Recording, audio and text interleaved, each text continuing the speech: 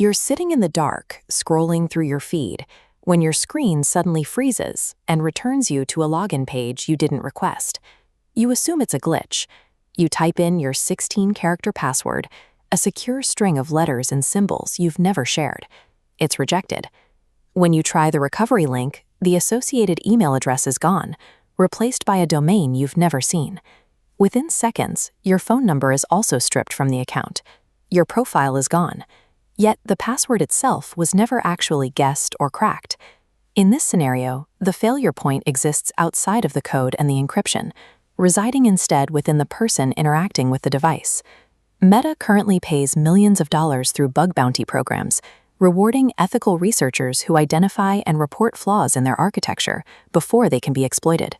This makes direct attacks on Instagram's server-side cryptography a poor investment for criminals. The computing power required to break that encryption is immense, and the system is constantly being patched. When the digital infrastructure is this secure, attackers stop targeting the software and focus on manipulating the user.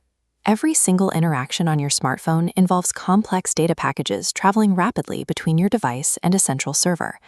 This authentication process includes several layers, such as passwords and two-factor codes. But to make the experience convenient, the system uses a shortcut called a session cookie. Think of a session cookie as a digital VIP pass, telling the server you're already authenticated. But if an attacker intercepts your network traffic or uses a malicious extension, they can clone this pass to access your account without needing your password. By loading that stolen cookie into their own browser, an attacker can step directly into your account, rendering even a complex password and two-factor authentication irrelevant. Stealing those cookies often starts with phishing, but modern attempts have evolved. Attackers now build login pages that are visually identical to the real platform, often down to the copyright text and help links. The discrepancies are often hidden in the web address. An attacker might use a domain that replaces a single character with a similar-looking symbol, relying heavily on the fact that most everyday users are simply in too much of a hurry to notice.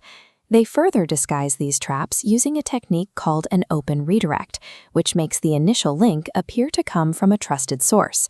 This diagram shows the logic of the redirect. A hacker uses an official link prefix, such as l.instagram.com, which the platform uses to route users. They append their malicious site to that link, so the user sees a trusted domain before being automatically sent to the clone. Seeing a legitimate URL at the beginning of a message is no longer a guarantee of safety if the destination hidden inside has been altered. Newer authentication methods, like scanning a QR code to link your phone to a laptop, offer a different point of attack. This is known as quick response loading jacking. It turns a convenience feature meant for the user into a tool for the attacker. In this workflow, the attacker displays their own login QR code on a fake website. When you scan it with your phone, thinking you are verifying your identity, you are actually granting the attacker's computer permission to log into your account. To push you towards these traps, criminals use social engineering. They may impersonate security teams warning of a breach, or use a friend's hijacked account to send you a direct message. These messages are designed to trigger a specific response: fear of losing your account, curiosity about a shared link, or a sense of urgency to fix a non-existent problem. That induced urgency is the most powerful tool in the attacker's kit, as it forces the victim to bypass their own critical thinking. Modern account takeovers rely on a user's unintentional cooperation, securing access by manipulating the person rather than attacking the platform directly. Defending your personal data requires active verification.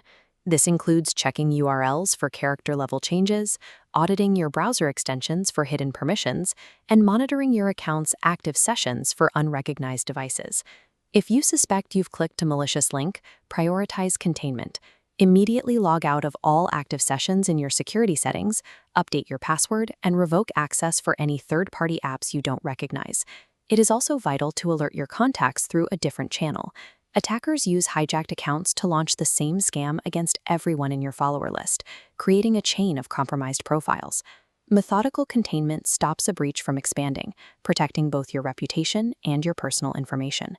If your account is taken, avoid any third-party service claiming they can hack it back for you, especially if they ask for payment upfront. These recovery hackers are almost always running a secondary scam. They target people who are already in a state of panic, taking their money without providing any actual help. The only secure path to recovery is through the official platform's support channels, which may require you to submit a video selfie to verify your actual identity against your previously uploaded photos.